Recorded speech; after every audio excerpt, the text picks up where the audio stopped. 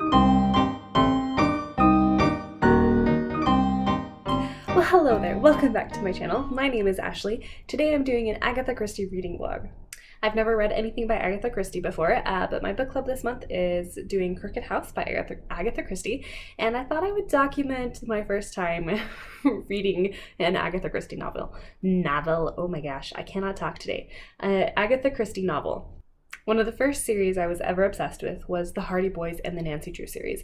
I don't think I ever made it all the way through either one of these novels or either one of those series, but I really loved reading the mysteries, and I have kind of been a sucker for mysteries ever since.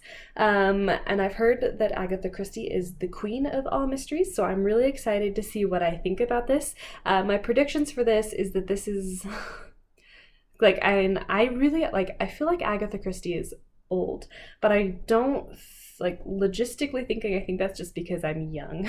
I don't think I'm thinking 1800s that she wrote this, but I think it's probably actually the 1900s. I don't know. I really don't know anything about this novel, but I'm expecting probably I don't know, because it said it's a cozy murder mystery, and I don't really know how a murder mystery is cozy. I'm really interested to see how that kind of comes into fruition, comes into play, and I'm interested to see if they mention any foods. We'll just see where this takes us. If they mention any food, I'm probably gonna make some. It just sounds cozy and interesting, and it's also getting cold outside. I don't know, so it just sounds like a good time to read a cozy murder mystery, if that exists, to drink some hot chocolate, and just have a good time at home. So with that being said, let's get on to the first update. Hello! Welcome back, even though you haven't gone anywhere. I'm just the one who disappeared. So, Agatha Christie, Crooked House, update number 1. I am 17% into this novel, which is about an hour into the audiobook. This book is only 6 audio hours long, so I'm guessing that this book is probably 150 pages-ish, but I'm not sure. Okay, so update time. I didn't realize that this book was written in first person. I thought this was going to be very Hardy Boy-esque, where you're distant from the characters, it's a little dry. Not that and I'm not saying I don't love the Hardy Boys, because I do love the Hardy Boys. I grew up on them, and that's why I love mysteries. But I thought it was going to be much more like that, but also Sherlock Holmes as well. So Hardy Boy feeling, but with the intensity of Sherlock Holmes. And this feels very modern, and I don't know when Agatha Christie was actually writing her novels. It's set in England with Scotland Yard, but it feels, I don't know, I love the narrator. I'm so sucked into this story. I've listened to it twice. So once when I was doing laundry, and then another time when I was doing chores, and I was just so interested. I didn't want to stop cleaning because I wanted to keep listening. Don't worry, I stopped cleaning. No worries there. Anyway, so first of all, I love that the main narrator is in love with a potential murder suspect. That's really interesting to me. And I don't know, like I said, I have no idea if this narrator is the narrator we follow in all of the books, or if she picks a new narrator every time. I kind of hope it's a new narrator every time, because I think she would do really well with lots of different types. Oh, thank you, airplane. Don't know if you can hear that in the audio. But where was I? That totally just distracted me. Oh, that's where I was going. So I hope that she picks the new narrator every time, just because she's got a really good way of drawing you in, making you feel like you know the characters. She's really good at the imagery and just planting you right with all the characters, which I guess is maybe why she's considered one of the best. Right now we're getting introduced to all of his potential fiancés' family, who are also all murder suspects, and all of them are, you meet them and you're like, oh, yes, you're doing things a little ruthlessly, killing bugs underneath your shoe really nastily or whatever. So I'm really interested to see where this goes. Like I said, I'm only an hour into it, and I'm really liking this. I'm really excited to keep listening.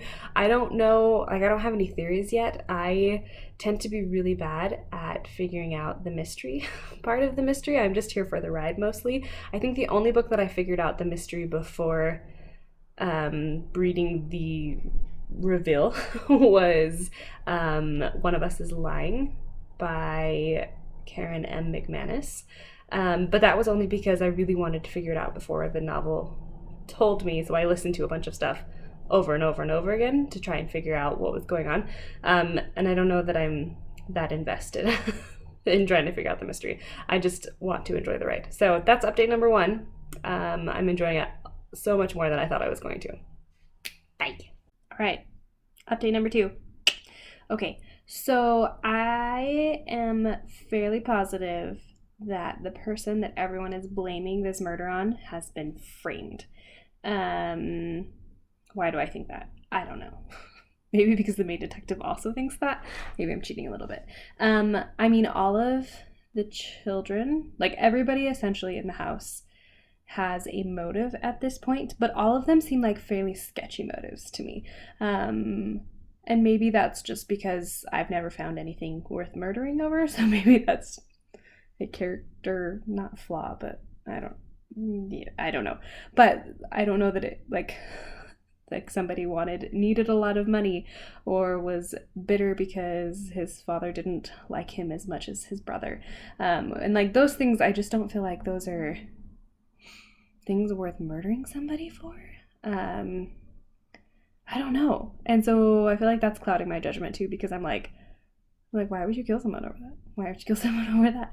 And then we have the kids in the narrative. So we have Josephine and Eustace, who just kind of like wander in and out of the novel, which I think is like super interesting because the novel itself says that Josephine is kind of like a nasty child.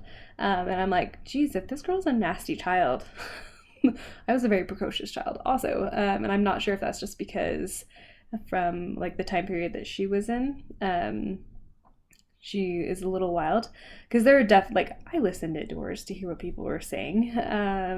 Was that a great thing to do? No. So maybe I'm Josephine, I don't know.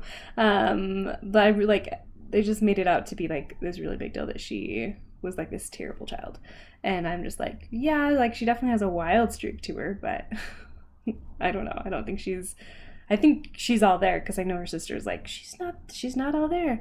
Anyway, but yes, I'm also starting to think that Sophia, the fiance, might have been the one to kill her grandfather. I don't have any sort of motive for her. I don't know why she would have done it.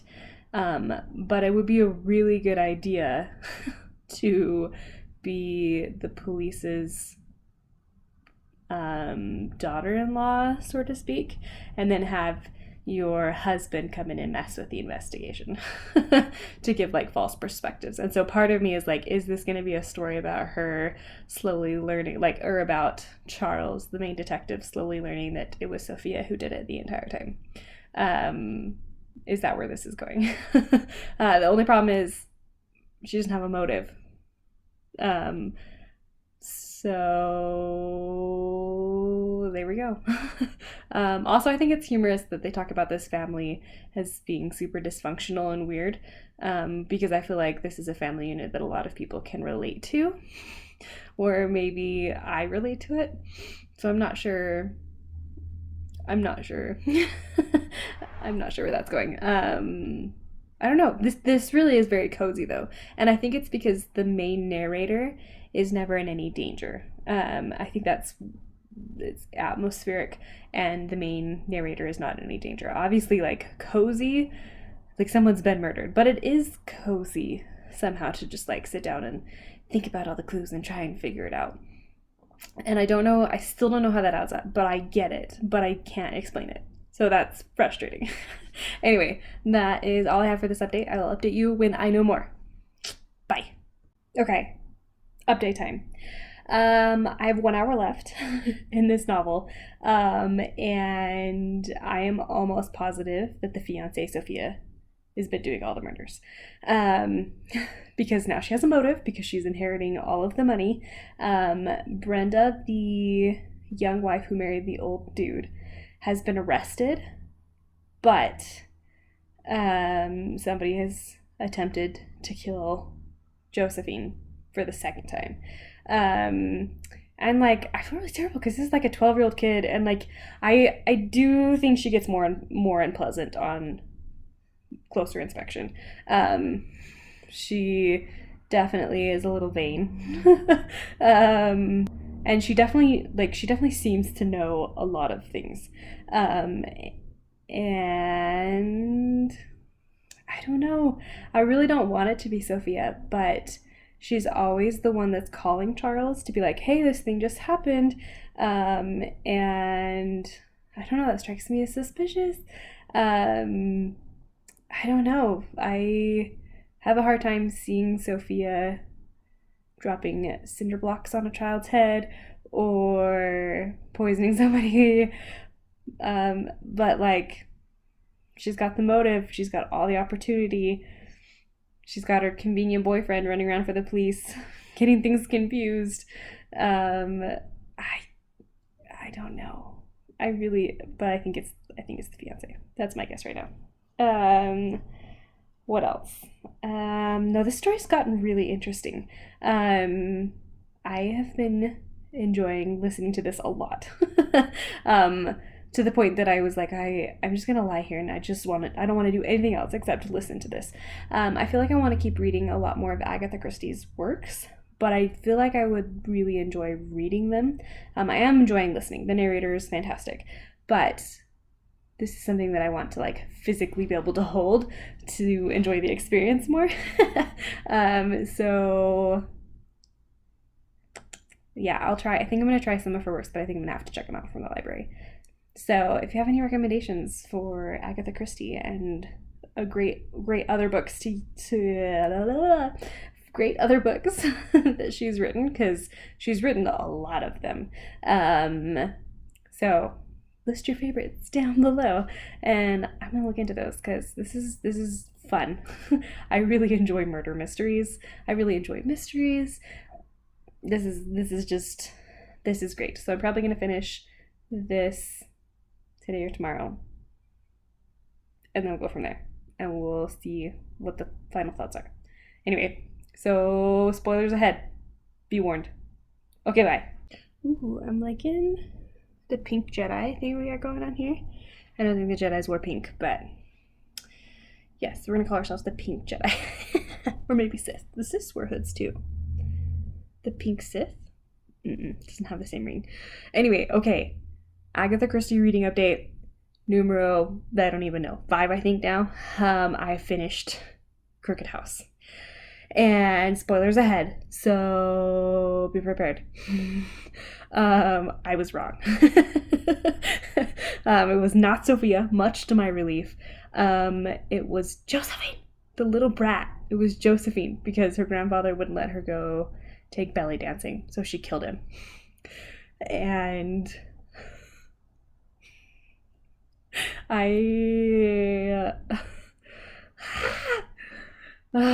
so, and like thinking about the clues, like this was just like a really well crafted murder.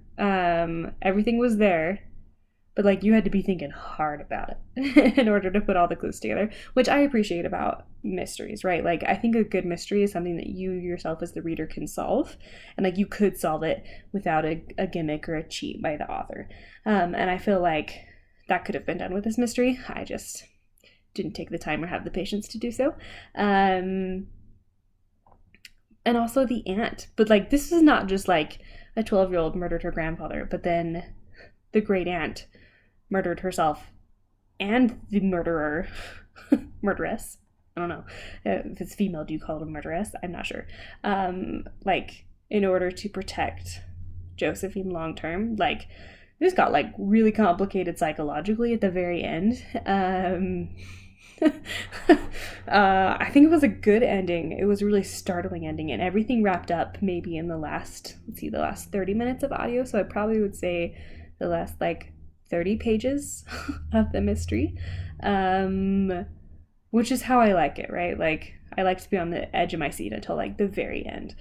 I didn't see any of that coming.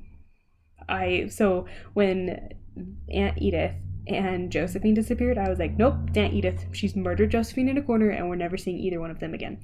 And then the car was found, and they were both dead, and I was like, oh, well, now I don't know what just happened. Anyway, so they got letters from Aunt Edith where she took the blame. The one part that I am confused about is that she sent the notebook to Charles, and not Sophia, because she hardly knows Charles, even though like she knows that he's Sophia's boyfriend. I feel like it would have made more sense to me if she'd sent that notebook to Sophia to be like, this is what really happened. So that part was weird to me. That part didn't make any sense. But other than that, everything else worked out, made sense. It was good. It was a good murder mystery. Definitely will be reading more. What would I give this book? I would give this book a probably 3.5 stars. For the book itself, for the experience of reading it and listening to it, definitely 5 out of 5 stars. I really enjoyed the process of reading this. Is this the best murder mystery I've ever read? No. And maybe I'm judging this on like a thriller standard, because I feel like in thriller novels you're a lot more on the edge of your seat. You're just like the main character is in trouble the entire time. So that I enjoy that. So I think objectively, after having read more cozy murder mysteries, my rating for this might go up a little bit more. But I think after coming off like a pretty big thriller kick for the last little while, I think I'm judging this maybe just a bit too harshly, because I really did enjoy just like sitting back and just analyzing the clues, rather than like needing to be in the middle of it and being threatened. And maybe that's just this story. Maybe that's not how all of Agatha Christie's works are. But dang, if she put together like 65 of these types of mysteries where you're just like, what is going on? What is going on? What is going on? Ah, I see. That's really impressive that her brain came up with all of these mysteries. That's really impressive. So definitely plan to read more. I would read this again. Although I feel like reading mysteries again the second time is just not the same, because you know how it ends. And you pick up on the clues maybe better the second time around. I probably would read this again, but I would rather spend my time reading other Agatha Christie novels. Basically what I feel like I found is the adult version of the Hardy Boys and Nancy Drew. That's what I feel like I've stumbled across, and I just have such nostalgia for them that I'm all down for it. So I need to maybe go to the thrift store or something and get my hands on a couple physical copies, because I really will enjoy physically reading these. That just sounds delightful to me, to spend a couple weeks reading cozy murder mysteries before bedtime. All about that. That sounds lovely. Anyway, that's the end of this video. That's the end of my updates for my Agatha Christie reading video. I will talk to you in the comments down below and in another video. Bye! That was really high and squeaky. Let's try that again. Bye!